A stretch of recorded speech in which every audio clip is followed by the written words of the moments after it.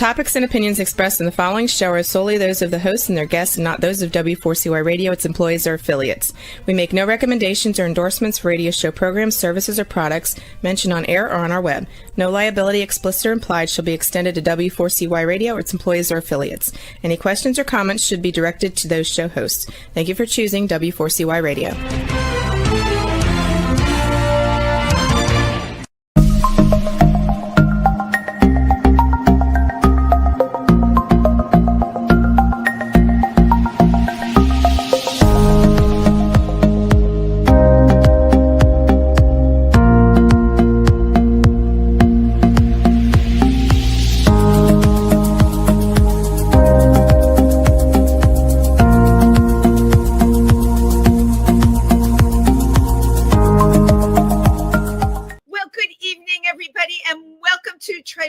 Talk. I'm Wendy, and my vision today is very blurry. My eyes are tired, so please forgive me. I need to keep my glasses on for just a little bit. Thank you all, first of all, for tuning in with Wendy on Wednesday, and I'm very excited this week because it's Halloween, my favorite holiday.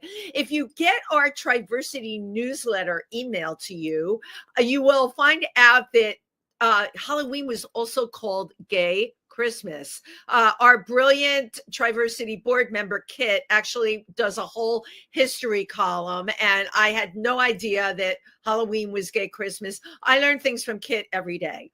Also, if you look at our newsletter and you go on our website, you'll find out that we have a Halloween candy giveaway in front of Triversity. We do it every year. We're located on Hartford Street. Please stop by. We'll have lots of candy, but you know what? We are also accepting donations of candy. So if you can donate candy to Triversity and you're listening, please go by. People will be there to accept it. We want to have a really great Halloween this year. I want to just give you a couple of save the dates. Our holiday party, which is in December, which I don't know why I can't get this date in my head. December 7th, it's Sunday, December 7th from 4 to 7 at Ma and Papa Joe's in Port Jervis, New York. And of course, upcoming November 20th, if you can really save that date, it's a very important time. Transgender Day of Remembrance. We always have such an incredible ceremony. And we have all our regular programs going on at the center, our teen group, our schmoozing with Triversity, getting together and talk. We have our traipsing with Triversity, our hiking, which is, I think, our next date is November 22nd. Yeah, so that's everything that's going on in our lives.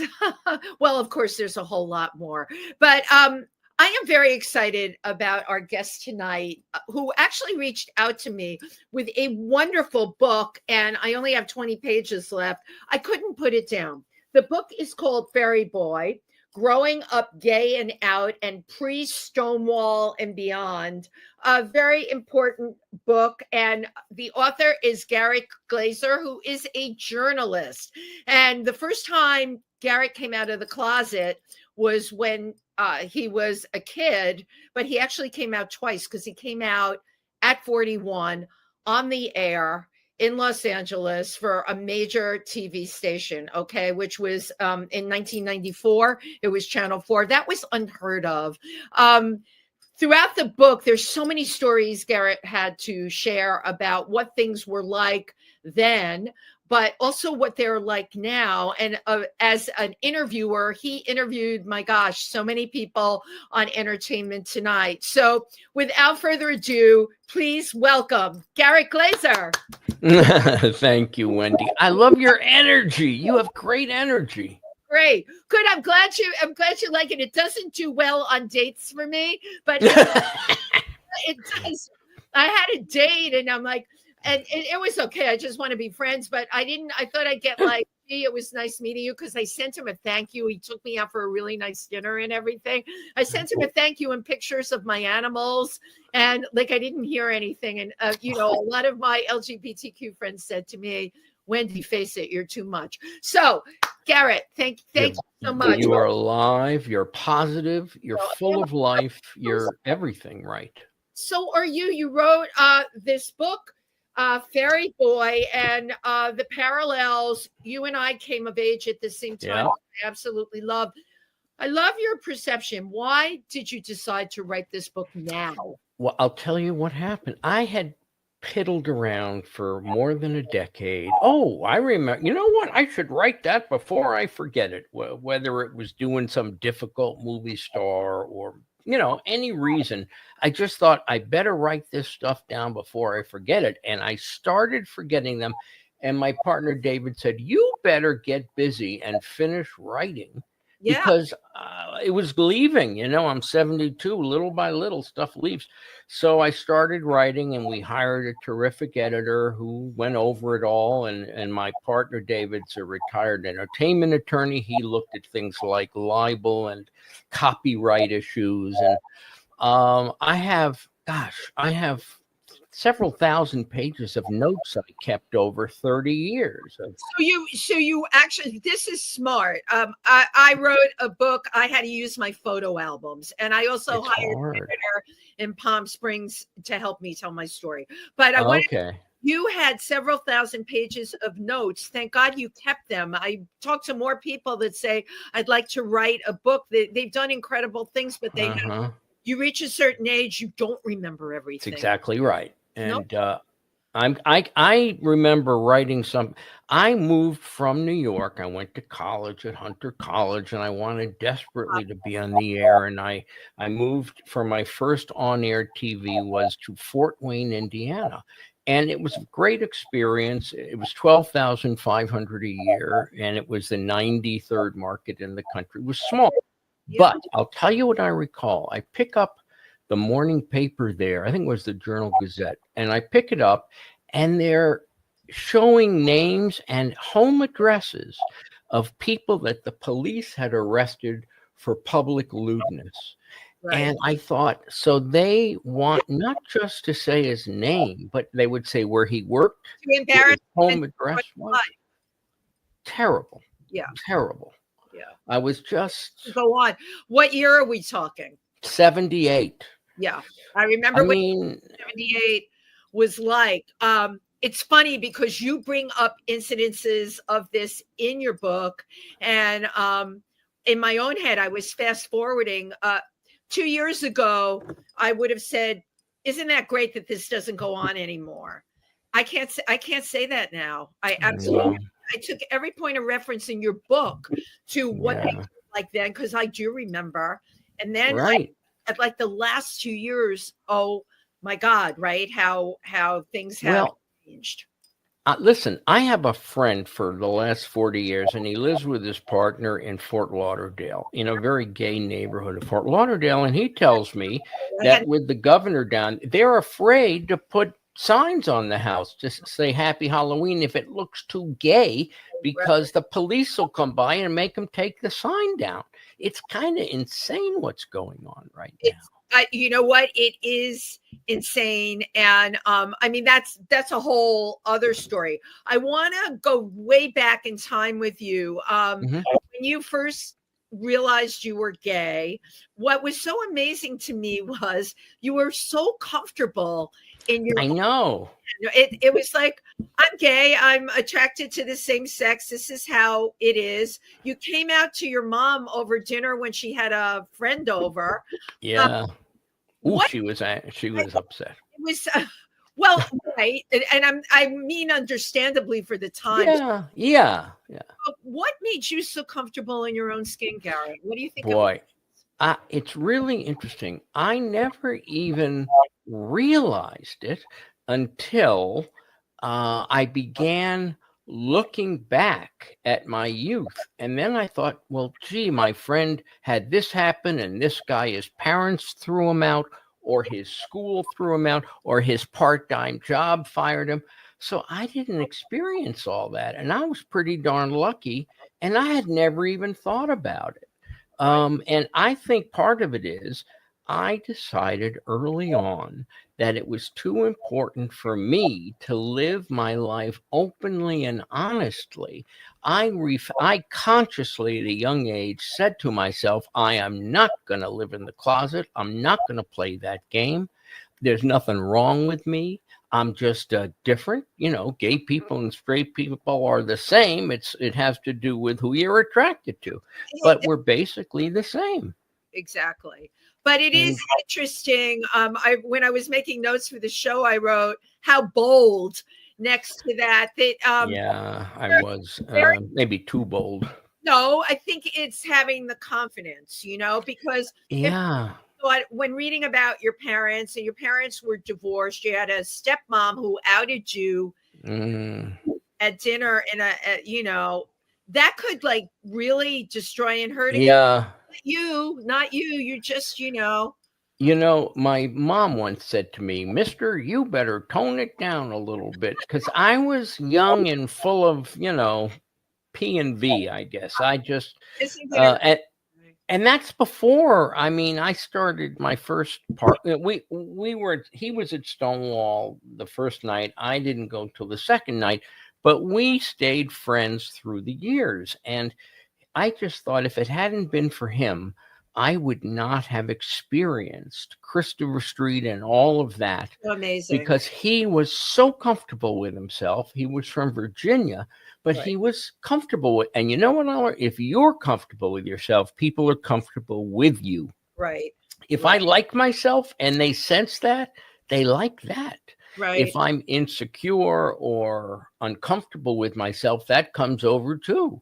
So I really believe if you're good to yourself, like yourself, believe in yourself, sure, that comes over, that comes across. And that's so easy for a lot of people. I'm listening to you and I'm thinking, he either really is like this or he has had tons of therapy. I have had my whole life. I've had therapy.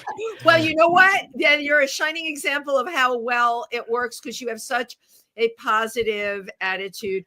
I have had more guests on this show that have lived decades, and their coming out stories they're really horrific. It seems the worst is Italian Catholic. You can't get worse than that. And the guilt that stays with people, right? Through their you're so right. Actually, I'm thinking about people I knew who had, who refused to go to psychotherapy. And as far as I'm concerned, it's the best investment in yourself you can make because you have insights into your own stuff. Right. I have friends who have problems who refuse to go to therapy. I'm like, how can you live like this? Therapy is a great thing. Therapy is a great thing for people that are listening out there. I know I've never been in therapy, but always have been very comfortable with who I am. And a lot of the times other people aren't, which is one of the reasons I put this show together is, I want to tell these stories. I want to have people like you on. I want to have community where we all support each other. All right. And you don't feel like you're alone. We have a saying in diversity. We have beautiful signs that we made. They say, you belong, you matter. And nice. I know, but how important is that?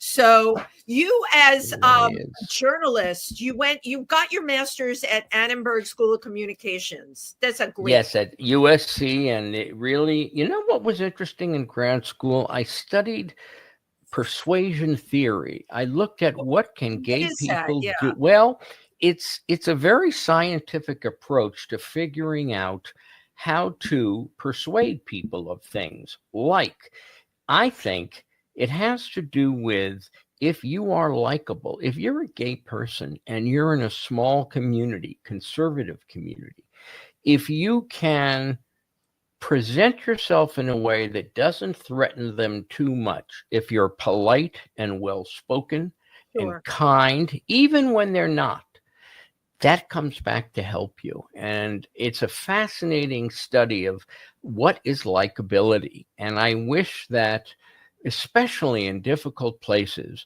we were better at making ourselves likable and not threatening.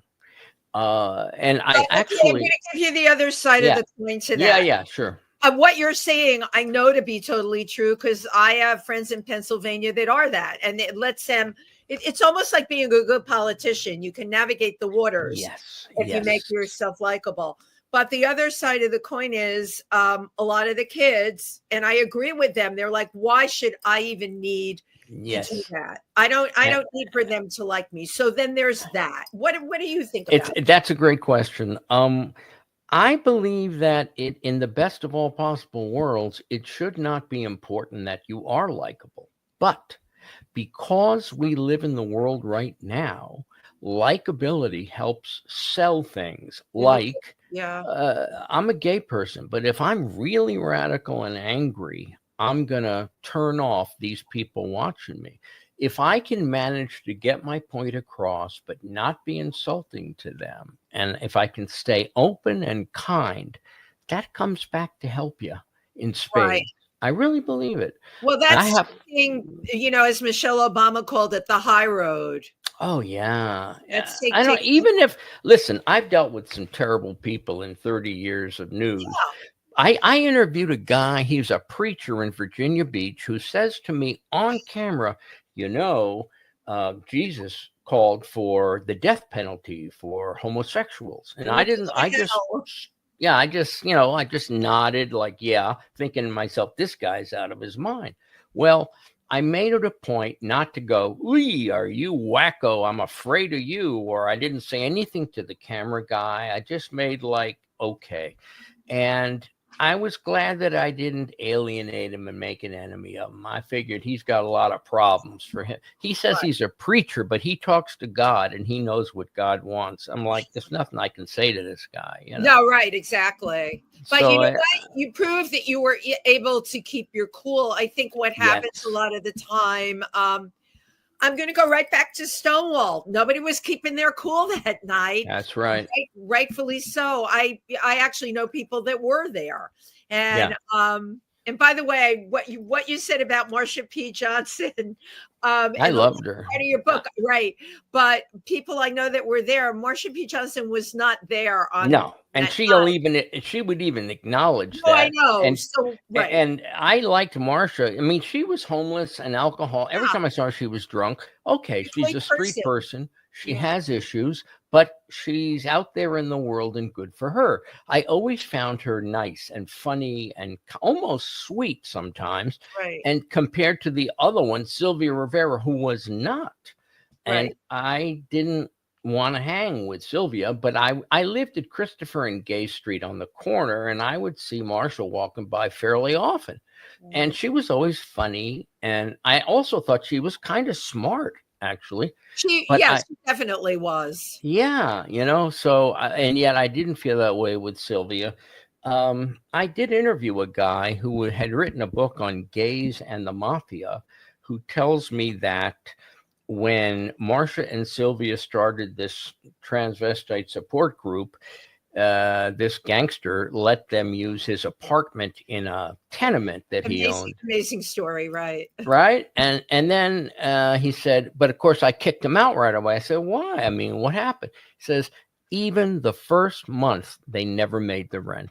And he said, I'm not in the business of supporting them. And so, they were like boozing it up. They were having fun. They were not thinking, how am I going to pay the rent? That's just, that was irrelevant. But you brought up a good point about gays and the mafia. Many people out there in the world do not know that they were involved with all the gay bars in New York. Oh, yeah. And there's a book on gays and the mafia that talks about gay mobsters who at early on, like in the 50s and 60s, were targeted with death because they were gay. Wow. Like, it's a disgrace to my family if I have a brother who's gay, as if anyone would know or care. But there was a time when if you were in the mob and known to be gay, they would make your life, the other gangsters would make your life very difficult. Totally miserable. Wow. Yeah. You mentioned Salvation. I mean, those three guys, mobsters, it was a great club disco. I don't know how did I miss that club? I went to the Saint. I don't know how okay. I missed Salvation. Was what, 3 years before? Yeah, I just had about. just Yeah. gotten out of college then, right? I Yeah. wasn't quite. It was a really nice club, but I used to see I was a waiter there for 4 weeks over Christmas vacation, and I'm serving drinks, and I'm looking at the three guys who were kind of in charge. They weren't the manager. I was told they were the three owners, and these guys look like mafioso to me. Right. And it turns out one of them was shot dead a few years later doing a drug That's thing. surprising, So yeah. they were mob, but again, it was like a gay bar. Well, Jesus, the mafia was all over gay bars in the old days. That was where you had to go, Yeah, that was the way of it. So I want to talk about, it wasn't a bar, but you would hang out at these truck stops. What did they call that again? Well, back then it was where they parked huge trucks underneath what is now the West Side Highway. And back then, Meatpacking. yeah, I mean, it was a place where guys would stand around. These are very usually closeted guys, and they would have sex in the back of these trucks in the middle of the night. Big trucks that were parked over there. Yeah, they would park them like, let's say you're in a warehouse business. Well, you don't need your truck 24/7. So they would park these huge empty trucks over by the West Side Highway, and guys would go in there and sometimes have sex and sometimes not. But it was a safe place for them to go and not get arrested. I actually saw the police a few times. It's like the police who stopped the sex that was going on, they didn't want to write up the arrest. It was a pain in their neck. Right. So sometimes they would come in, they'd shine a flashlight and they'd say, "Let's go, boys, let's keep moving." And everybody would scramble, and I didn't sense anti-gay stuff from the cops. Maybe it was there, but I didn't see it. These were local cops, and they were used to, some of them were gay, but I used to be the police beat reporter in that precinct, 6th precinct on 10th Stop Street. it. That's like, wait, hold on. That's okay. Let's talk about something coming full circle. Yeah. How did you end up becoming the police beat reporter? Isn't that crazy? That's crazy. I was just out of Hunter College with my journalism degree, and I desperately wanted to write, and I started writing for a little Greenwich Village community paper called The Villager, and I remember it, of course, the police beat. So I would go to the precinct, and I would look at these sheets. They called them yellow sheets, and it was just a write-up of every arrest in the district over that week.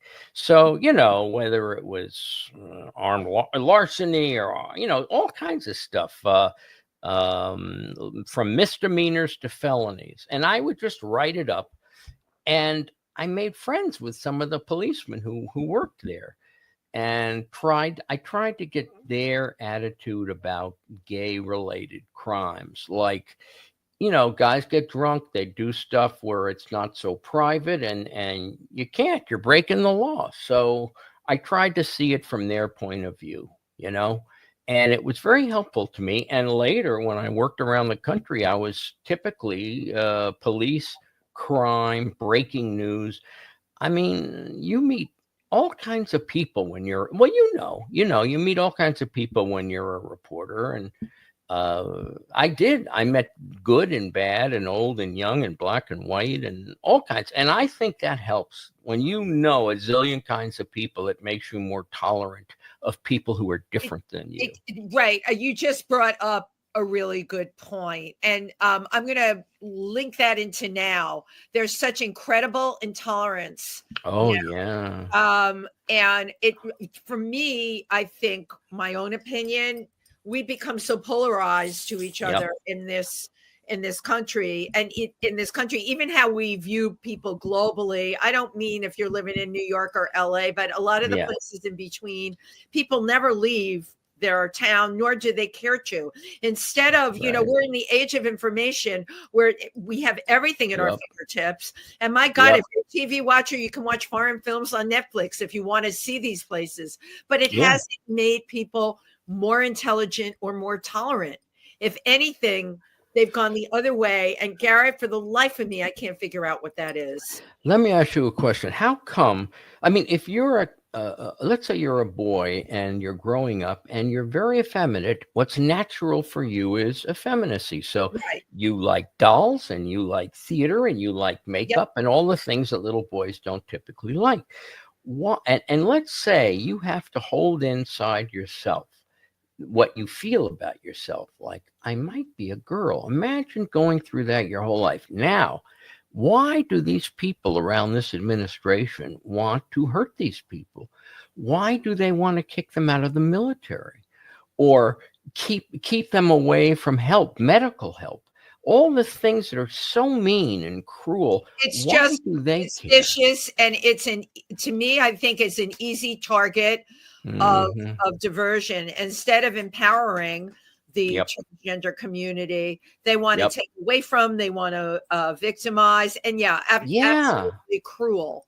But then It it's is. up to the LGBTQ community and the ally community to get Yeah. behind. And again, New York City, where I'm broadcasting from, is a very different place. Yeah. We've had, as we've had tons of marches here. It's a safe place. We want to is, keep yeah. it that way. We don't want martial law. We don't want, anyone coming in. And I think holy hell will break loose if they really start to victimize New York. I don't think New Yorkers will take it. I really don't. What do you make of the guy running for mayor who's supposed to win? So I'm loving our conversation, by the way. So here's the thing, I'm not a fence sitter, but I'm also not a black and white person either. Right. But I don't live in the gray area because I do have my opinions. Mandani is very charismatic. That's what I heard. Very good looking. Someone new with fresh ideas. Okay. His mother, I've met a number of times. She's an incredible. Miranar is an amazing filmmaker. She's a brilliant filmmaker. So well known in the community. Okay, he's got ideas. Do I think rent freezes are feasible here? No, I don't think that would happen. Yeah. But would I want them? Yeah. Because my friends are the ones in the rent stabilized apartments. Yes. All right. Do I think we can have free grocery stores here? That is just, no, I don't.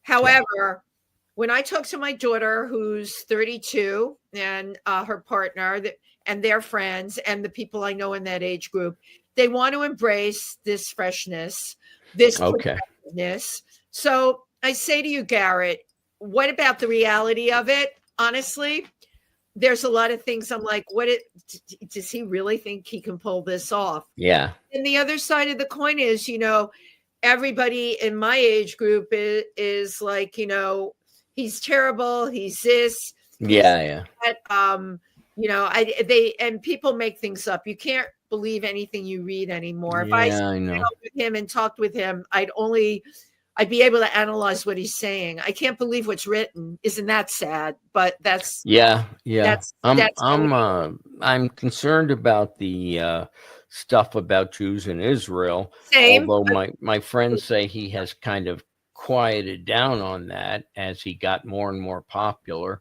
Right, but does quiet down mean it's going to? Okay, let's talk about the quiet down. You want to bring up Gaza? We had a ceasefire deal, right?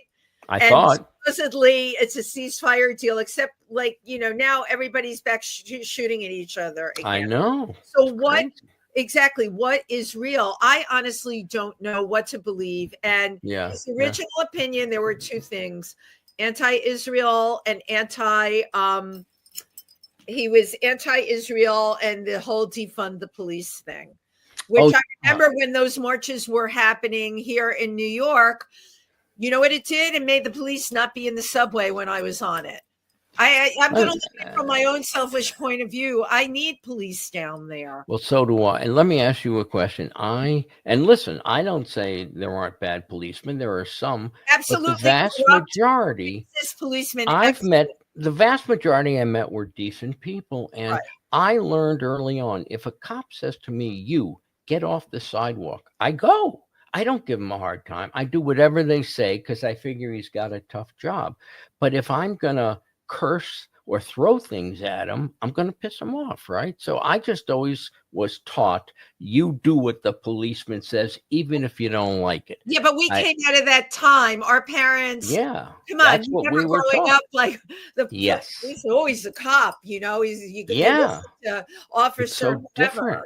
But Yeah. what happened is from people being victimized by police, that and them being killed when they didn't do anything wrong. So that brought us to now. So in answer to your original question, I don't know where our election is going to go in New York, and I don't know if Cuomo is going to get it. I'm thinking now not, from everything that I've been reading about. Yeah. So Eric Adams endorsed Cuomo the other day. I think that was a bad move because I think Cuomo probably lost a lot of votes that he was going for. I don't know. It's hard to tell how these things are going to shake out. All I can tell you is, and you know this, only time will tell. We have to just sit here, and you have a lot of friends in New York. Well, frankly, between you and me, I've had words. I've had words with, some of them on Facebook and elsewhere, because they seem to be radicalized totally for Mamdani. And if you say anything questioning him, they get angry at you. So I lost my temper, and then I apologized a few weeks ago. But I feel like they're a little extreme. And these are people I've known 50 years. Yeah, but we're living, but here's other side of the coin again, Garrett. We're living in very extreme times. Let's go back to your book. All the, you get into the equality and how you watch things change and move forward. Yeah. It wasn't that grand. And as I said to you, if you had written, if we were 2 years ago, I'd be here. We'd all be happy, right? We'd be doing the happy. It's like none of us expected things to go the way they were. I didn't know. Right. Marriage equality could be up. Can you believe this? That they're talking about working on undoing it. What is it? Undo, right? It's the undo, but everything has been undone. Look at our policy for environment. There's going to be, it was a blip in the news the other day. Gas drilling again up in Alaska. Everything's being undone. Yeah. And we just have to survive it. I look at how much money, the corruption, that so much is about enriching himself and the people around him. And they say I saw, I don't know if it's true. I saw a number the other day. He somehow, between re-election and now, has pocketed $3 billion. What is that about? Where does that come from? Right. But his constituents, I get the wealthy people that support him, do or die. I don't get where we are in Pennsylvania. If you read some of the blogs out there, it's like no matter what, they're they've lost their SNAP benefits. Yeah. They're now have more people than ever suffering from food insecurity, right? Coming into food pantries. So with all that being said, and why is the government shut down? Well, the government shut down because, our healthcare, Obamacare, which I was on for a large portion of my life, went up for grabs with this, that could have been done away with. How can people get rid of their own health insurance and think that's okay? How is it that after all this stuff has been done, there are still people who are middle class, lower middle class, lower income, who are still for Trump? I don't understand it. It's otherworldly. You know what? I had this conversation with someone. I've come to believe it was like the people that I had a friend working in a local hospital during COVID, and the person would come in dying of COVID, and they would take their last breath in denial that they had COVID. I think, and this because you come from a news background and you know how you had to write the news and present the news. And I want to get into that with you. There is a form of brainwashing that even when I'm going to bring up the news right now. I channel surf when I'm at the gym because I can't stand watching that stuff, but I channel surf. And I go on Fox, I go on CNBC, I go on ABC, NBC, MSNBC. I want to hear how the news is being presented. Everything is so big and sensational. And I'm on the elliptical and I'm like, Oh my God. It's on Yeah. every channel. I'm telling you, Garrett, they're getting into people's heads that way. And in answer to your Yeah. question, how can someone that's middle class or lower middle class be okay with losing everything and still support this administration? I just think people have been numbed. They've been numbed. They've Yes. been numbed. And that's what we're dealing with now. I hate to say it, but I think it's true. If you look at the people who have studied the history of mass communications, Yes. the TV programmers, the folks who controlled and designed TV news starting in the 60s when I was starting out, they're smart. And they saw that when they put stuff on that was sensationalistic, their numbers went up, their ratings were higher. And so it's all about making money. And those shows did well. Well, let's do more of it, they say. Right. But you're right. What is the long-term impact on people who see that every day? I think that, and I love that your background is as a TV reporter, because let's talk about this. It's been going on for years. Now I think we have the result of it. Now when people say these people are crazy for feeling that way, I'm like, no, we created it. Okay. Yeah, we did it with our own little hatchet. And I got to tell you, the undoing of it's not going to be easy. So there was a particular story that you told in your book when you realized you were kind of burnt out on the news and you had gone a little too far. A child was killed and you moved in with the camera. Oh, it was just sad. So sad. It broke my heart. Right. But but that's a great example of, like, you had something go off in your head and you knew you never wanted to do that again. You had I was working, well, that was in Miami, but after that I went to WABC TV Channel 7 Eyewitness News in Manhattan, and I was hard news, and I was going out doing bad, covering bad crimes a lot. Right. Well, I just knew I couldn't do. I had done it by that point 15 years. I was getting burnt out on it. So my boss walks into my cubicle. He says, well, what do you, I said, I got to have a talk with you. I want to be really honest. I just don't know that I can do this much more. I'm kind of burning out. And he says, well, what do you want to do, Glaser? I said, well, I'd like to cover the business of television. I find it interesting.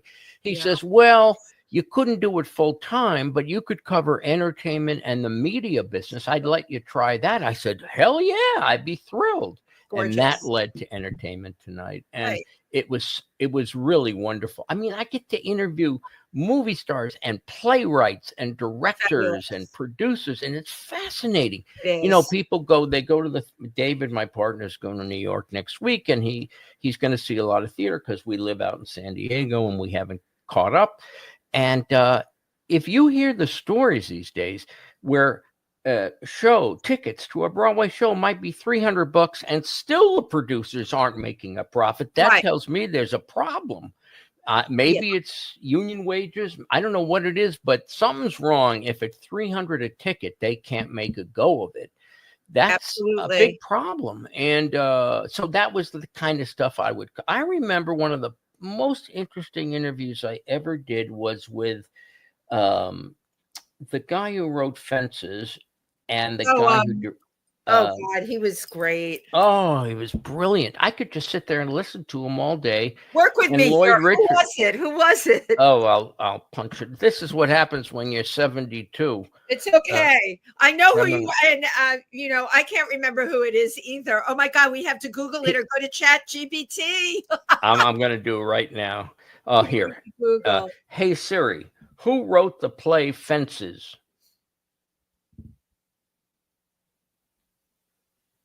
She's on a break, so she's Siri's on a break. You can't count on her. I'll try Google.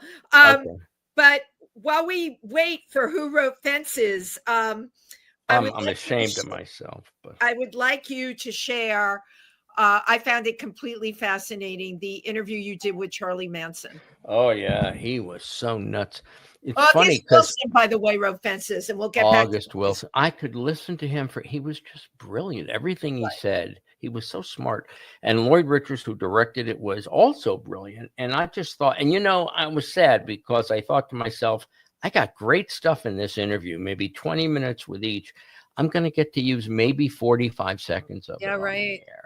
That's It kills you, but you pick the best stuff, and then these days you can use the outtakes elsewhere, like online. But back then, we didn't have any of that back then. Now right. it's like everything can be online. Your Yeah. Charlie Manson interview was he? Who talked about that? I'd like you to share that. Okay, we did it because you see, it was the 20th anniversary of the murders. And he got to choose in prison which one outlet he would talk to. And for some strange reason, I found out later why he picked Entertainment Tonight. So everybody in the world wanted him for an interview for that anniversary of the deaths. And we were lucky to get him. And we fly up, like 5 a.m. from LA, fly to Fresno, drive an hour and a half down to California State facility at Corcoran, California, which is very max. He was in the, like, there's tier 1, 2, 3, and 4. It's 4 concentric circles. He was in the one most inside, so there was no getting out of there. You couldn't escape. You would have had to go through 3 other prisons to get out. So we go in, and they made us sign a thing which we hadn't seen, which said basically, if I get taken hostage, I don't expect the state of California to negotiate for my release.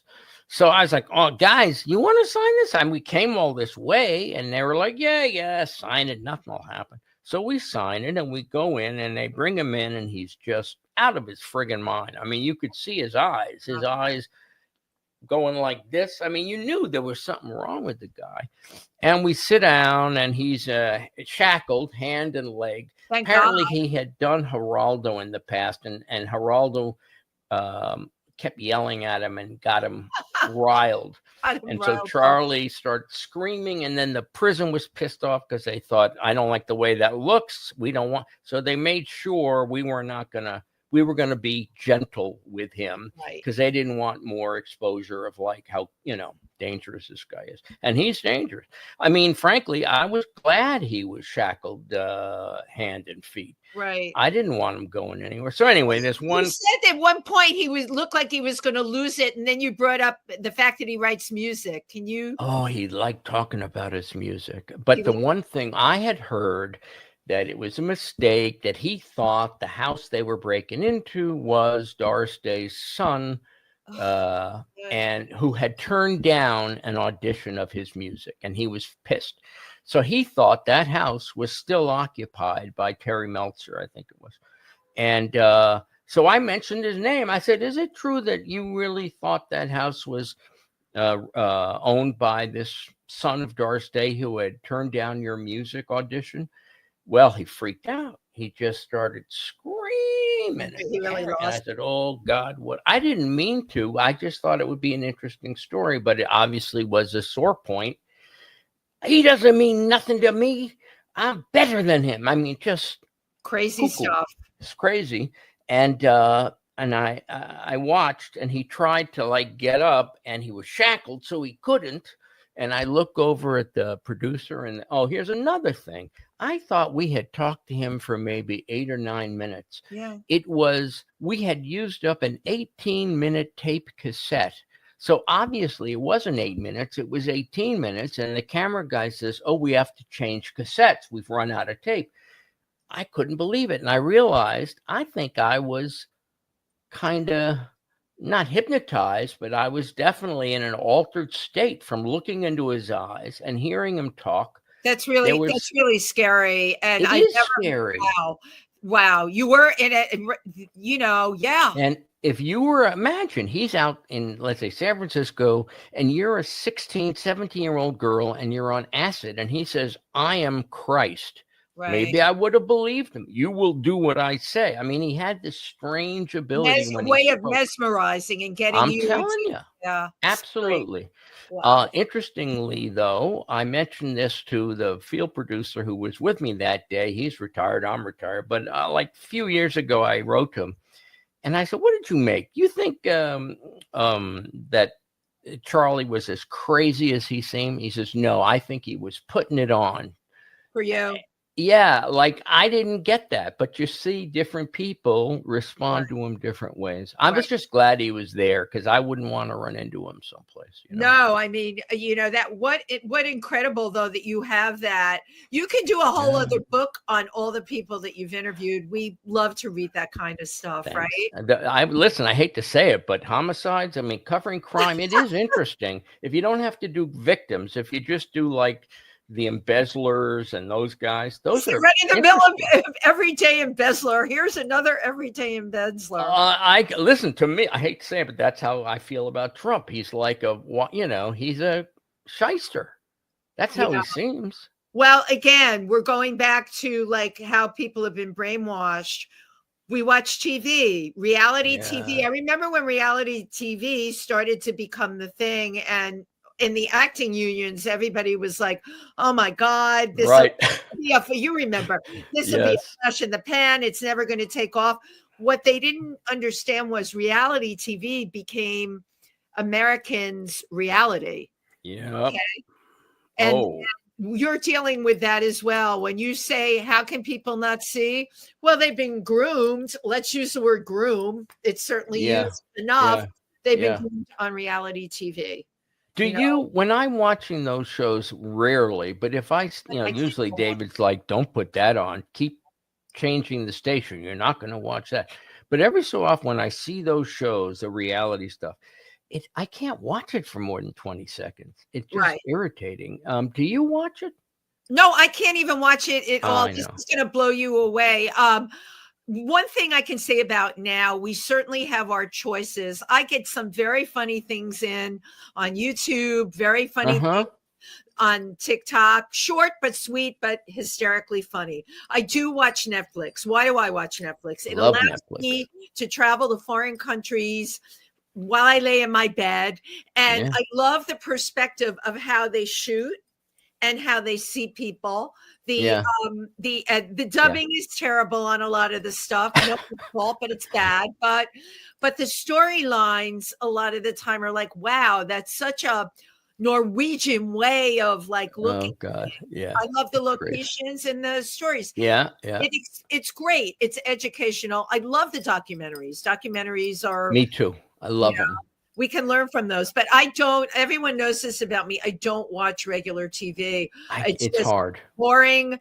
It's garbage, and it does nothing to appeal to me. So, oh my God, we're like getting down the wire here. Okay. I want to talk about what's next after Fairyboy. Okay. One thing that I thought about is there's stories I kind of forgot about. I want to write new chapters about things that I did not mention in the beginning. And one of those chapters is about a guy who happened to be on the doorman at Stonewall, the night of the rebellion. And he had come from prison. He had been in organized crime. I love it. Anyway, it turns out one day, and he had done some terrible things, blackmailing closeted gay men. Okay. And one day he says, I'm going to help gay people. And he changes and he becomes a gay community leader in the West Village and starts to, he handled all kinds of things, parades and fundraising and all that stuff. He became known as a community guy. Wow. And it's just a crazy story how anybody could change so fast and so totally. Right. And but it shows you, right? It shows you people. Right. Yes. Leopards can change their spots, and you gotta have faith. So my God, we're at time. I always take a picture before I go off air, but first I want to tell everybody. Thank you. Fairyboy is available on Amazon. And there's an audio book if you'd rather listen than read. And it's soft cover or also electronic, different versions. And I want to tell you something. This is the most fun interview I've done since Fairyboy came out in April. I love that. That's a legitimate, real thing I just told you. Thank you. I love that. That's why I do what I do. It's about, if we're having fun, then we're communicating. Remember, we advocate, we educate, but most of all, we entertain. I'm going to take a quick picture Okay. now, because we are at time, and I always love doing this at the end of my shows. You have been a phenomenal guest. I Oh, could thank do you. 6 different shows with you because there's so much there. Oh, The Brian thank you. Wilson interview that you did with the Beach Boys. Oh my God. Yeah. Okay, smile. Okay.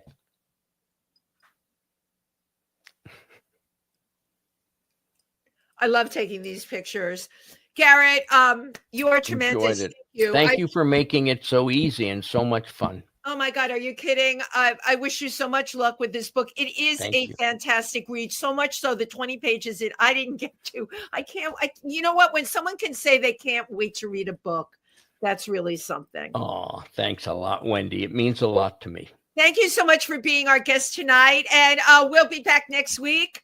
Thank you, everybody who tuned in. Good night. Good night, everybody.